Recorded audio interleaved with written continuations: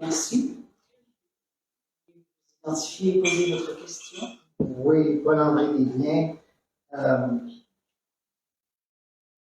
la lumière du jugement sur la loi 21, puis là, vous me corrigerez si je me trompe, André avait une connaissance constitutionnelle et juridique.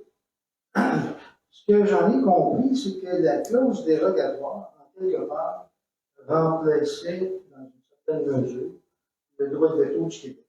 La clause dérogatoire, dans le fond, tout le monde peut s'en servir, mais je pense qu'avant 82, il existait.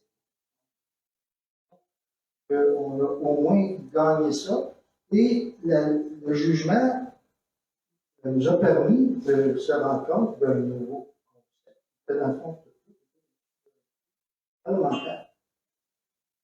Alors, à la lumière de la souveraineté parlementaire, je me demandais s'il était possible que le Québec déclare unilatéralement son indépendance. Moi, personnellement, j'en ai plus de terrain. Je l'ai fait voter 2 fois. Je pense qu'on peut procéder autrement. Moi, dans mon livre à moi, il y avait une loi adoptée par l'Assemblée nationale. La majorité de l'Assemblée nationale, la majorité de la population, le Québec déclare il y aura un référendum sur l'éventuel. Ça me semble que ça serait intéressant. Moi, je le vois comme ça. Est-ce que je me trompe de dire que la souveraineté parlementaire ouvre pas dans le sens? Si on va prendre la deuxième question. Bonjour, bonjour Jean Hudon, militant souverainiste. Souverainiste grâce à Trudeau et militant laïque aussi. Je vais faire un petit peu d'histoire, mais rapidement, très très rapidement. En 1993, Jacques Parizeau et Lucien Bouchard ont poursuivi un conseiller financier qui s'appelait Lafferty. Il avait dit que les mesures du Parti québécois qui les associaient au nazisme. Oui. La Cour supérieure a accordé 40 000 de dommages à Bouchard et Parizeau. Lafferty a porté la cause en appel et la Cour d'appel a monté la condamnation à 300 000 $. C'est pas innocent de comparer qui que ce soit au nazisme ou à Hitler. Il y a 2 accusations qui sont mortelles, celle de nazisme et celle d'antisémitisme. Bon, on retrouve les 30 ans plus tard, on se retrouve devant la Cour supérieure, devant le juge Blanchard. C'est le juge Blanchard. Il y a un avocat qui s'appelle Assimedim Hussein, qui défend un des groupes opposés à la loi sur la laïcité. Et qui, avec la complicité assez évidente du juge Blanchard, compare la loi sur la laïcité aux lois de Nuremberg, qui avait enlevé les droits aux Juifs d'Allemagne et d'Autriche.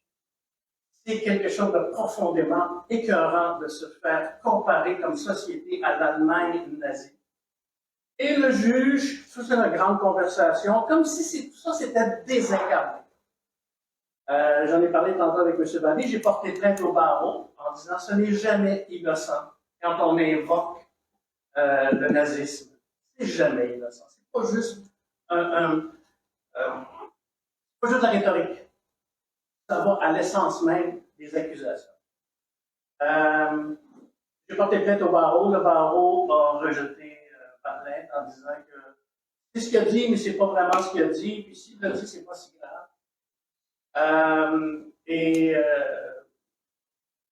Non, moi, je trahis mon âme. Ah, mais non, je trahis mon âme, mais je vois que ça. Enfin, on voyait particulièrement dans le devoir la photo du frère André ou d'un autre saint. Alors, remerciement pour faveur obtenue. Alors, pour faveur obtenue, Hussein a été nommé juge à la Cour supérieure par Justin Thieu. Et juste, je vais finir là-dessus, avoir un point d'interrogation. Ouais. Un autre juge qui a été nommé à la Cour, cette fois-là à la Cour suprême, c'est le juge Jamal. Et on a fait tout un plan parce que le juge Jamal est une minorité visible. Et vous irez voir sur le site de la Cour suprême et de tous les communiqués qui ont été publiés à l'époque de sa nomination. Pour lui, la chose la plus importante dans sa vie, c'est sa foi et la foi de sa femme. Alors, mon point d'interrogation. Avez-vous des choses à rajouter?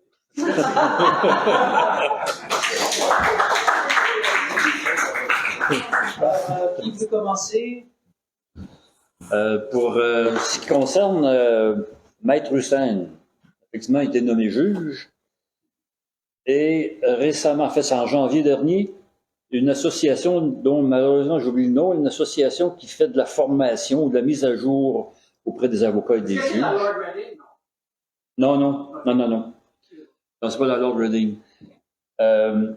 Donc, il tenait ici à Montréal 3 jours de formation, de mise à jour. C'était pour les juges et certains fonctionnaires qui ont des titres de juge là, dans certains organismes. Il y avait à cette formation un atelier qui portait sur l'inclusion de la diversité, évidemment. Alors, le thème du colloque de cet atelier, c'était comment devons-nous tenir compte de la diversité dans nos jugements. Et qui donnait cet atelier? L'avocat Hussein en question. Qui est contre la loi 21? C'est clairement l'orientation donnée à la formation que cette association-là veut donner aux juges. Et il n'était pas seul. Il y avait avec lui une juge de la Cour suprême, enfin c'est la Cour supérieure de Colombie-Britannique, qui, elle, siège à sa cour avec le turban sikh. Alors, ce sont les 2 juges qui donnaient la formation sur comment devons tenir compte de la diversité dans nos jugements. Donc, il y avait une diversité, évidemment, religieuse, sous-entendu. C'est là qu'on en est.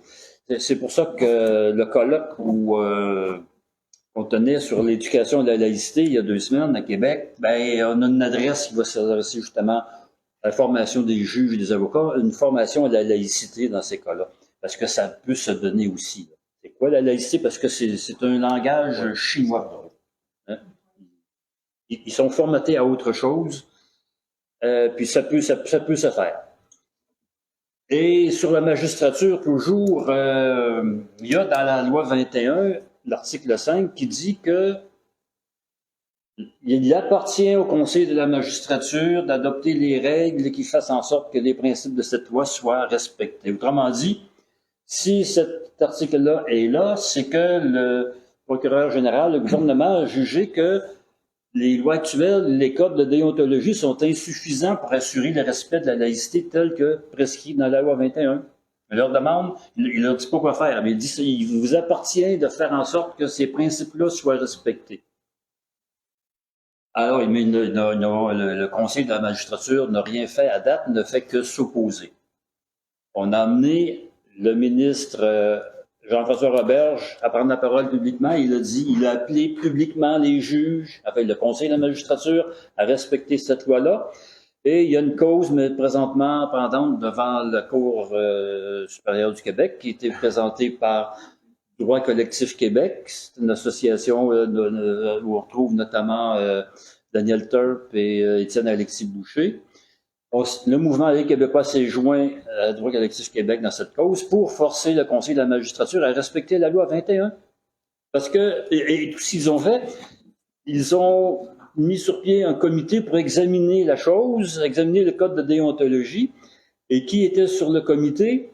Jocelyn McClure, qui est contre la loi 21, et un professeur de droit de l'Université Laval qui n'a pas le statut d'avocate et qui a rendu un avis juridique. Donc, nous, au mouvement, on a fait une plainte contre cette professeure-là. Le barreau l'a prise et puis la dame, effectivement, a plaidé coupable.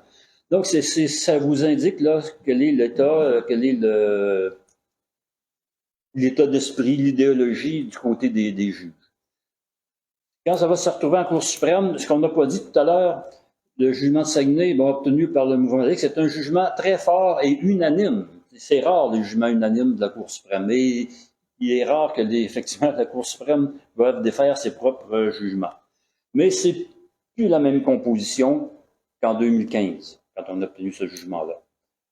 Je m'attends pas à ce que ce serait un jugement aussi éclatant et aussi unanime. Mon optimisme, il est modéré. Il est modéré. Bon,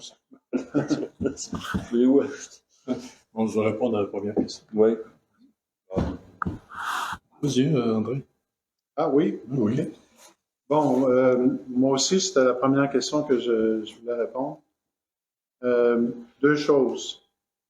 Premièrement, est-ce que la clause de souveraineté parlementaire est un substitut pour le droit de veto? Non, parce que le droit de veto, c'était bloquer, ça donnait le pouvoir de bloquer une modification de la Constitution. Ici, c'est pas de ça qu'il s'agit, c'est de se soustraire à la juridiction des tribunaux par rapport à la Charte canadienne. Maintenant, on peut dire cependant que la clause de souveraineté parlementaire est un substitut partiel pour la clause de société distincte qui était dans l'accord du Lac-Meech parce que l'effet recherché, peut-être que c'était encore une fois une illusion, mais ça s'apparente un peu, c'est-à-dire ça se recoupe un peu parce avec la clause de société distincte, on voulait que la Cour suprême tienne davantage compte des spécificités du Québec.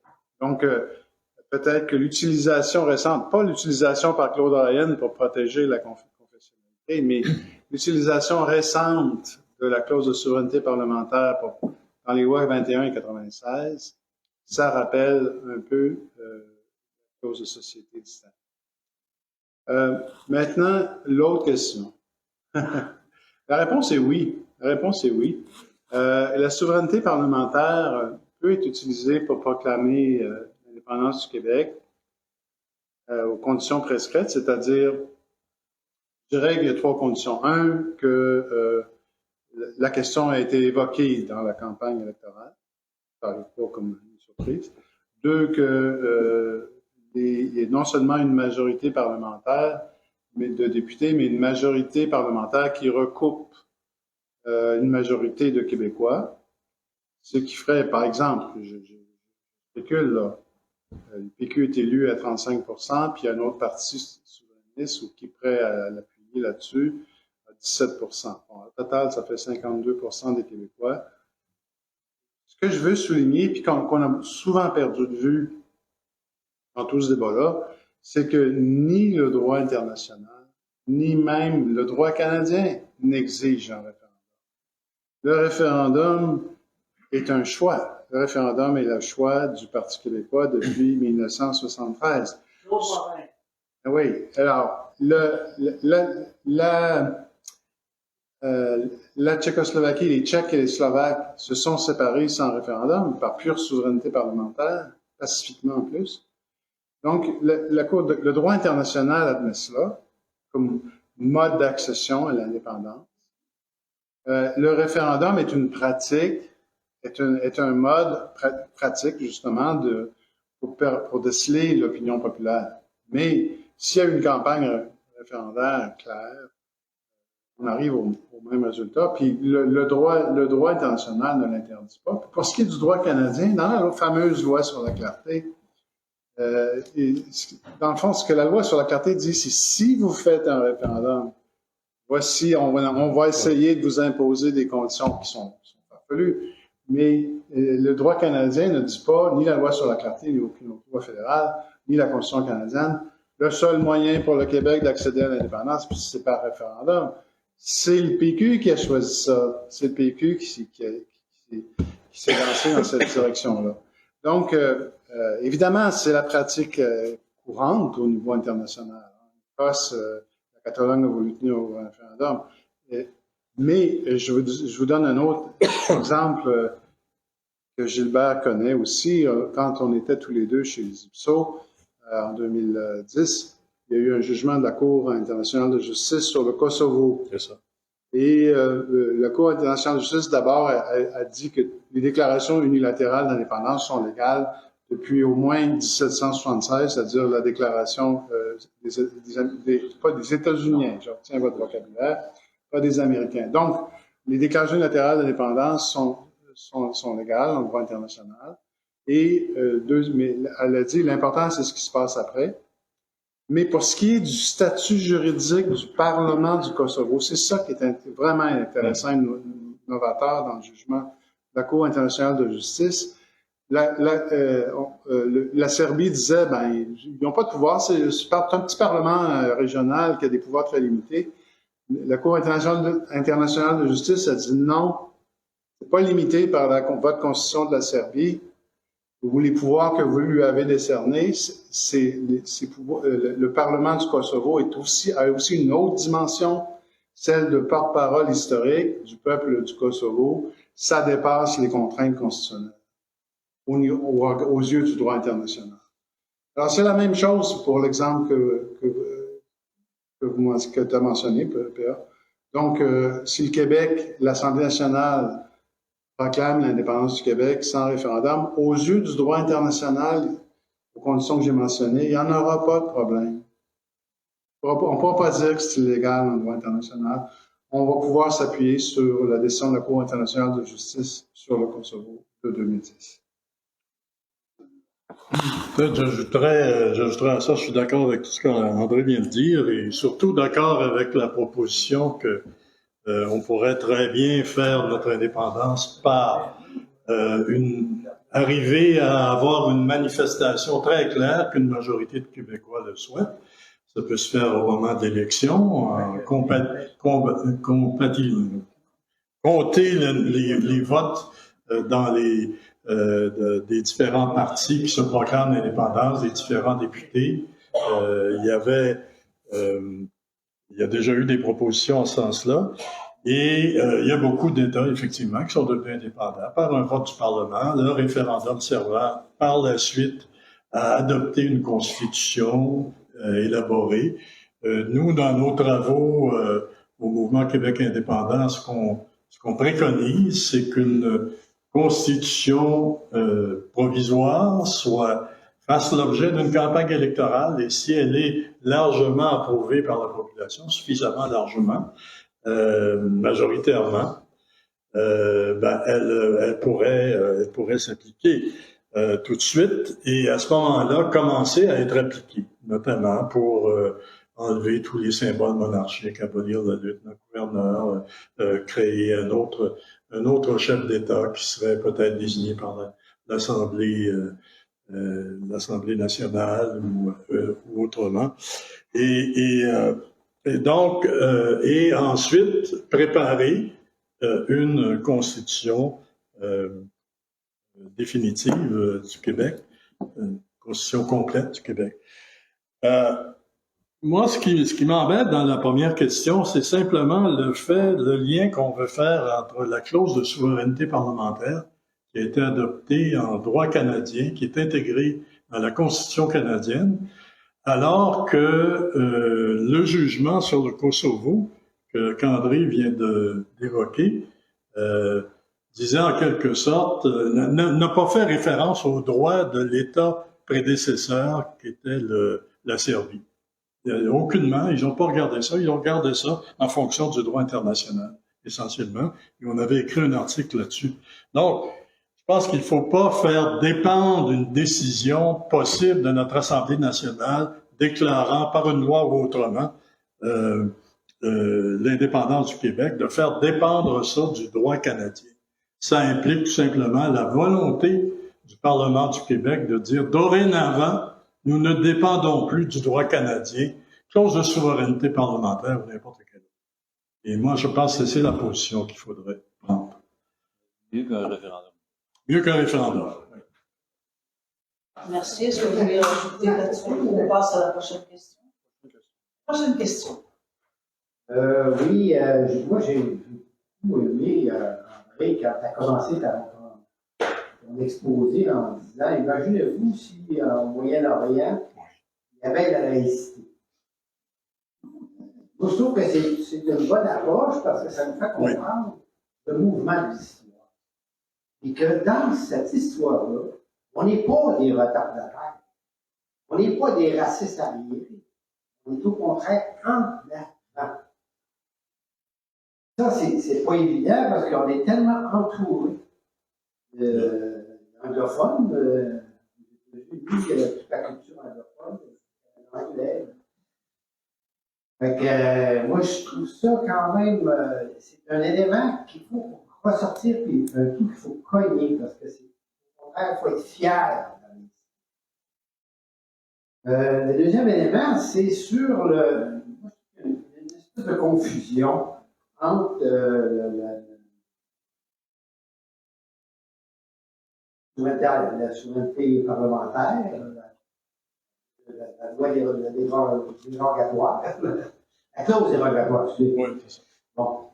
Puis, bon, le jugement de la Cour suprême, il va porter sur la clause dérogatoire, il va pas. Donc, il ne portera pas sur la loi 21. Il va porter sur la loi 21 par l'amende. La loi dérogatoire, ça dépasse la loi 21. La loi dérogatoire, mais on le sait, la nuit des longs couteaux, c'est des provinces anglophones qui voulaient la loi de mémoire, je me souviens de l'Alberta, qui tenait à la loi dérogatoire. Donc, on ne peut pas assimiler notre combat sur la laïcité au jugement de la Cour suprême. Il y a comme une confusion qui se crée là-dedans, là, qui est un peu dangereuse, un peu. C'est la question. Le point d'interrogation.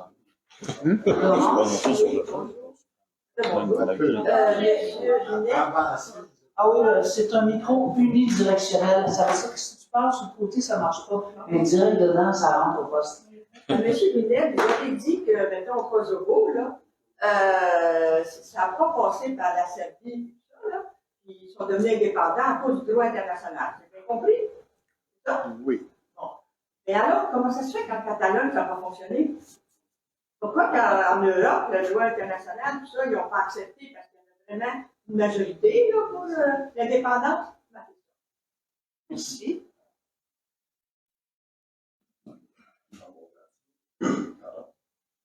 On va bientôt fêter les 100 ans de l'érection de la croix du Mont-Royal, le 16 mai. En 1924, la Société Saint-Jean-Baptiste pour rappeler la différence et la montée des francophones canadiens catholiques, canadiens français.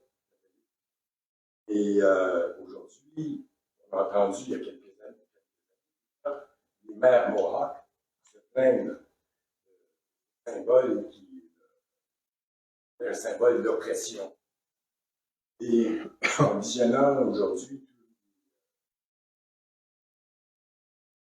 les Premières Nations, est-ce que l'Église catholique comme protestante et anglicane ont pu faire subir? Ma question est combien de temps encore ce symbole ostentatoire va flotter au-dessus de la ville de Montréal? Oui. Oui, cette fois j'ai une question.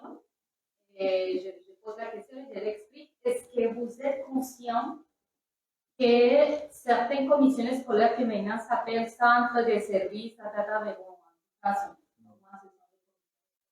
je travaille dans une commission scolaire. Vous êtes conscient qu'il y a un grand ennemi là-bas? D'abord, je ne suis pas sûre, mais je me rappelle que certains journalistes, pendant la période de la grève, en novembre, ils ont dit qu'il n'y avait pas de fonds syndicats parce qu'ils avaient dépensé les fonds du syndicat contre la loi de la laïcité. Oui, voilà. Et c'est des journalistes sérieux qui avaient dit ça. Il y a certaines commissions scolaires dont j'aimerais tellement dire les noms, mais je ne veux pas avoir une poursuite. Je ne veux pas les donner les goûts de personne. Que des gens comme moi, qu'on a déjà un doctorat, qu'on a étudié dans plusieurs pays, qu'on aime la langue française, on était pendant des années jamais appelés, pendant qu'ils ont créé, et j'ai dit, ils ont créé une pénurie. La pénurie est créée. Il ne manque pas d'enseignants. Il y a beaucoup d'enseignants comme moi, et je connais plusieurs surtout latino-américains, qui sont athées ou qui sont laïcs, qui sont très bien formés, la plupart en France, qui ne sont jamais appelés. Parce qu'il y a certaines communautés qui sont contre la laïcité, qui travaillent aux ressources humaines des commissions scolaires et ils veulent embaucher certaines communautés entre eux. Donc, il y a certains, si vous allez, je vous invite à aller un jour à une école pour voir que la plupart des profs sont maghrébins. Là, je n'ai pas peur de dire ça. Dans tous les commissionnaires scolaires, il y a une grande quantité de maghrébins parce qu'ils sont prioritaires. Et même, j'ai vu l'annonce, ça fait quelques mois, dans une commissionnaire scolaire, qui disait qu'ils voulaient embaucher des gens et chercher des gens au Maghreb pour les embaucher, vu qu'il y avait une pénurie de profs. Je voulais même écrire une lettre au ministre de l'Éducation pour savoir pourquoi, parce que j'étais visible pendant les marches pro-laïcité avec un panneau bleu qui disait laïcité égale libre pensée. Et là, j'ai gagné beaucoup d'ennemis, et pendant la grève aussi, parce que je disais que les profs aussi parlaient beaucoup de salaires, et beaucoup il n'y avait pas de fonds des syndicats, vu qu'ils s'étaient dépensés contre la laïcité. Et je vois là-bas un grand ennemi, énorme, parce qu'il prend les jeunes, et ainsi les parents. Et je travaille dans des classes d'accueil, et je vois dans plusieurs commissions scolaires, que même tous ces profs-là, ils sont déjà en train de dire tout de suite, attention, ces Québécois, ils sont racistes, faites attention, vos enfants seront discriminés, faites attention de telles choses. Et on a aussi la mairesse de Montréal, que c'est une ennemie du Québec, et c'est une ennemie de la laïcité.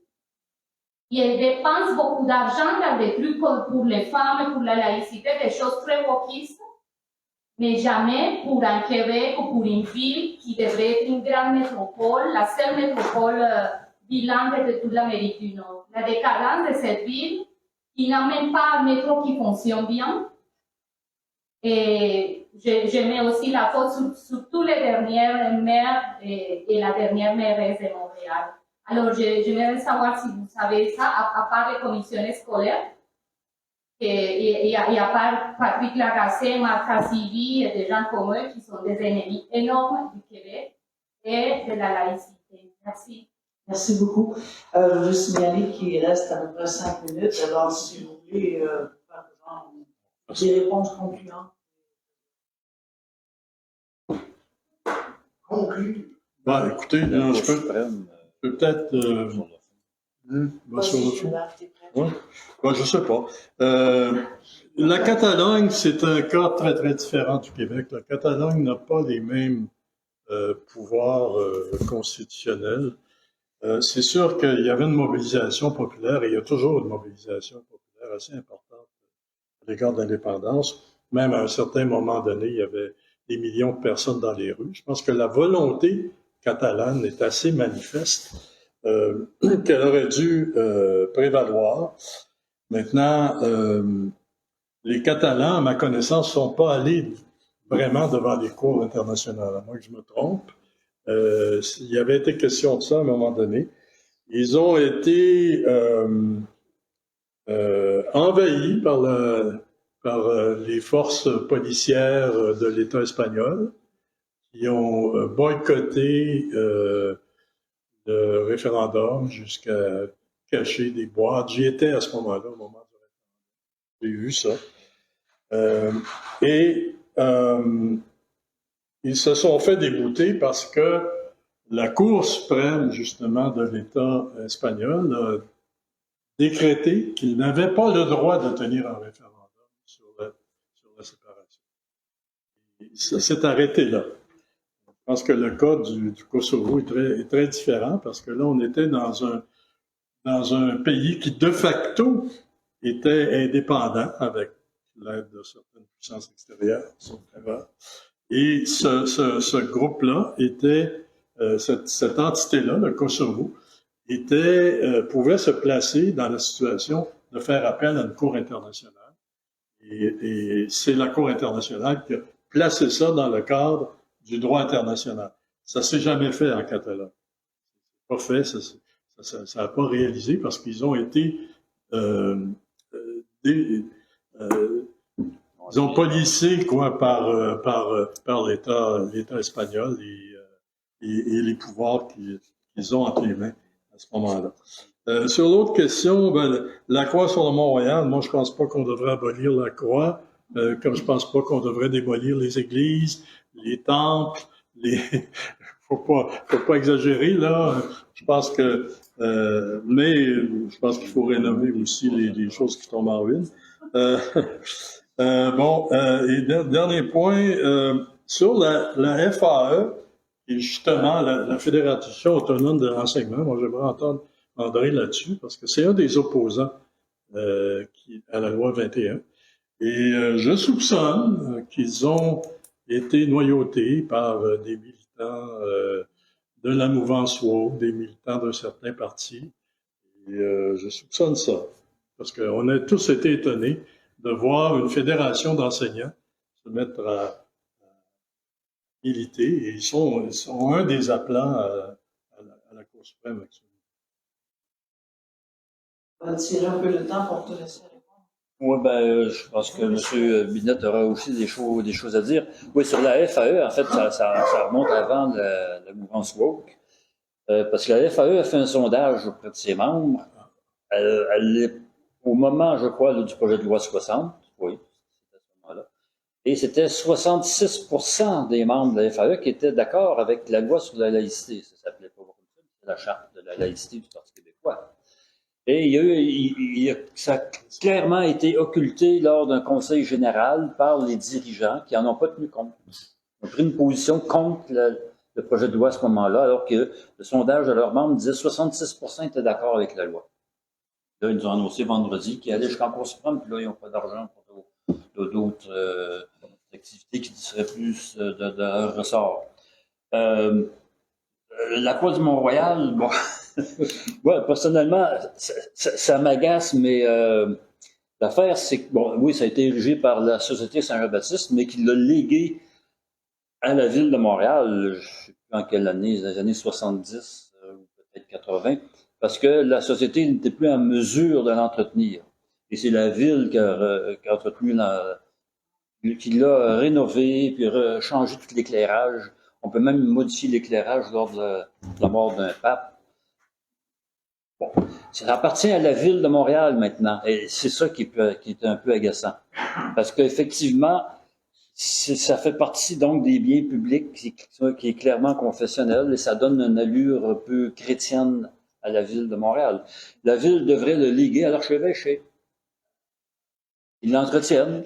Là, ça devient un symbole religieux pour les religieux. Sur le jugement à venir de la Cour suprême, je ne suis pas sûr que ça va se limiter à la clause dérogatoire. Je pense que la Cour suprême va sûrement aborder le fond, mais je vais laisser cette question-là à notre constitutionnaliste. Merci. Bon, je vais commencer par ça. Oui. La Cour suprême, normalement, ne devrait pas aborder le fond. Je ne veux pas dire qu'elle ne l'abordera pas. Ça veut dire qu'elle devrait normalement reconnaître la validité de la clause de souveraineté parlementaire qui a pour but de soustraire la loi 21, qui a pour effet au contrôle des tribunaux, au contrôle judiciaire. C'est ça que ça veut dire. Ramener la souveraineté parlementaire, ça veut dire que c'est l'Assemblée nationale qui a le dernier mot. Donc, normalement, les tribunaux n'ont plus rien à dire une fois qu'ils constatent la validité de la clause de souveraineté parlementaire. Logiquement, ça devrait être ça. Évidemment, avec les nouveaux juges qui sont là, je ne crois pas qu'un changement de composition de la Cour suprême va les amener jusqu'à renverser l'arrêt Ford. Ça serait vraiment étonnant parce qu'on n'est pas aux États-Unis où ils renversent beaucoup plus facilement selon les majorités partisanes. La règle du précédent est beaucoup plus lourde au Canada. Mais, donc, si vraiment ils font ça, là, ça c'est déjà fracassant. Mais,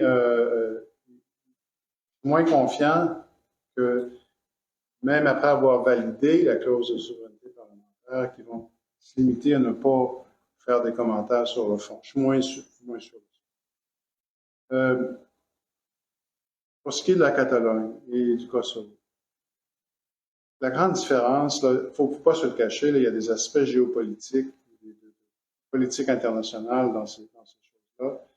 La grande différence entre le Kosovo et la Catalogne, d'abord, le Kosovo avait déclaré son indépendance et avait une existence effective à cause d'un soutien décisif, notamment des Américains face à la Serbie. Donc, le Kosovo existe toujours en tant qu'État, même s'il n'est pas reconnu par beaucoup Canada. Donc, il pouvait s'adresser à la Cour internationale de justice. Je ne sais plus si c'est la Serbie qui s'est adressée à la Cour internationale ou le Kosovo lui-même, mais je pense que c'est la Serbie qui a contesté la validité de la déclaration unilatérale d'indépendance, mais je ne m'en souviens plus. Mais de toute façon, le Kosovo, à partir du moment qu'il avait émis une déclaration unilatérale d'indépendance et qu'il était reconnu par quelques États et qu'il avait une existence réelle, il pouvait lui aussi s'adresser à la Cour internationale de justice. La Catalogne, elle, ne s'est jamais rendue jusque-là parce que, d'abord, le référendum n'a pas pu avoir lieu. La police espagnole est intervenue. Et puis, même s'il y a eu, une déclaration unilatérale d'indépendance en Catalogne, je pense pas. Ce qui est clair, c'est que il n'y avait pas d'appui international comme le Kosovo en avait. Pourquoi? Parce que l'Union européenne ne voulait pas s'en mêler, parce qu'elle craignait des mouvements souverainistes chez d'autres États membres, que ça devienne contagieux. Alors, il y avait ça, pas seulement l'Écosse d'ailleurs, il y avait la Corse, il y avait même en Italie. Chaque pays a des mouvements nationalistes qui peuvent devenir souverainistes. Donc, la crainte de l'Union européenne, de la plupart de ses membres, c'est que si on accepte ça pour un, ça va débouler après. Bon. Alors donc, si l'Union européenne ne voulait pas bouger, qu'il n'y avait aucun appui pour la Catalogne dans l'Union européenne, ben là, les États-Unis non plus ne voulaient pas s'en mêler, ni aucun autre. Donc, c'est l'absence, je dirais, de soutien géopolitique, politique internationale qui a été décisive, alors que ça jouait en faveur du Kosovo. Il me semble que je voulais dire autre chose, là, puis ça m'échappe. Enfin. Pardon?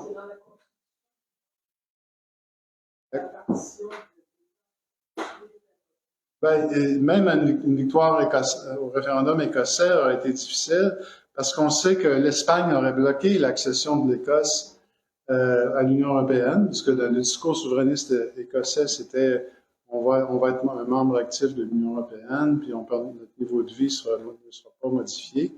Mais ça n'allait pas de soi à cause du blocage espagnol qui voulait pas créer un précédent pour la Catalogne. Mais ce que vous dites, c'est que la Constitution espagnole est plus radicale que celle du Canada. Le Canada n'a pas de clause disant qu'un État peut se séparer, alors que la Constitution espagnole interdit ça m'étonnerait. M'étonnerait, ça. Ce que je peux vous dire, c'est que la ministre des Affaires étrangères de la Catalogne était au Québec cette semaine. J'ai été invité à la rencontrer, malheureusement, je n'ai pas pu y aller, mais ils nous ont envoyé un document pour préparer la rencontre et ils font abondamment référence dans ce document au renvoi sur la sécession du Canada. Alors, ils aimeraient bien que la Cour suprême d'Espagne s'en inspire parce qu'ils n'ont aucun équivalent en Espagne, ni d'ailleurs en Écosse au Royaume-Uni. Donc, là-dessus, pour les mouvements souverainistes, le renvoi sur la sécession du Québec ou à la Cour suprême du Canada est un chemin vers la souveraineté dont ils aimeraient bien profiter. Exactement. Eh bien, si pas d'autres commentaires, je pense que merci beaucoup de votre présence à vous. Merci beaucoup Daniel Barry, André Vinette et Gilbert Paquette. Merci beaucoup de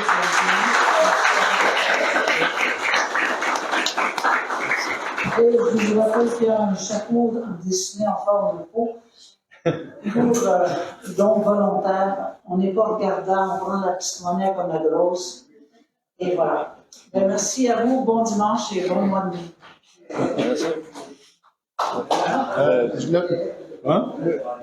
Ce que j'avais oublié de dire,